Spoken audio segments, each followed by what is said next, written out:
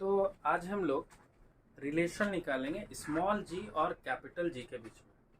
ये स्मॉल जी है acceleration due to gravity और कैपिटल जी है ग्रेविटेशनल कांस्टेंट, जो यहाँ पर फोर्स में हम लोग पढ़े थे।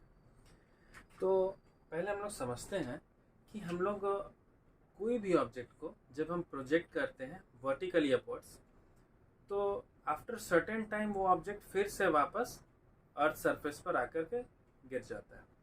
इट मीन्स अर्थ के पास भी ग्रेविटेशनल फोर्स है कि वो किसी भी ऑब्जेक्ट को हम वर्टिकली अपवर्ड अगर प्रोजेक्ट कर रहे हैं तो वो वापस आकर के अर्थ पर ही गिर जाते हैं। तो हम लोग कंसीडर करते हैं एक ऑब्जेक्ट जो अर्थ हो गया, और अर्थ का मास को हम कैपिटल एम से रिप्रेजेंट कर रहे हैं, और ये एक ऑब्जेक्ट हो गया जिसका मास को हम स्मॉल एम से रिप्रेजेंट करते हैं, जो अर्थ के अराउंड में मान लेते हैं कि प्रोजेक्ट किए हैं, या फिर ये रिवॉल्व कर रहा है इसके अराउंड में। तो इन दोनों ऑब्जेक्ट का बीच का जो डिस्टेंस होगा वो अर्थ के रेडियस के इक्वल होगा। तो अर्थ का रेडियस यहाँ पर रिप्रेजेंट कर रहा है कैपिटल आर से, और ये ऑब्जेक्ट जो है वो अर्थ के सेंटर की तरफ आकर के गिर रहा है। It means there is a force which is due to acceleration.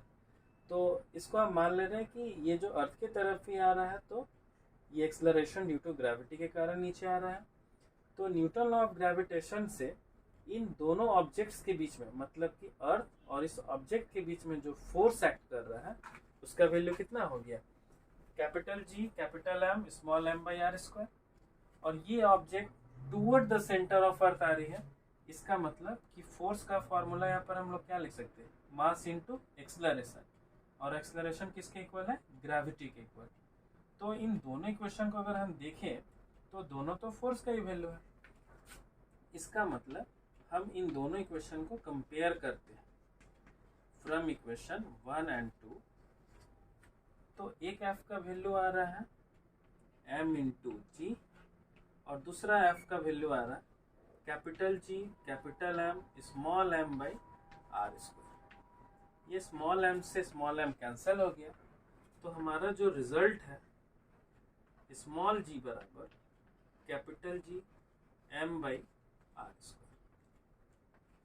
ये हमारा रिलेशन है स्मॉल जी और कैपिटल जी के बीच।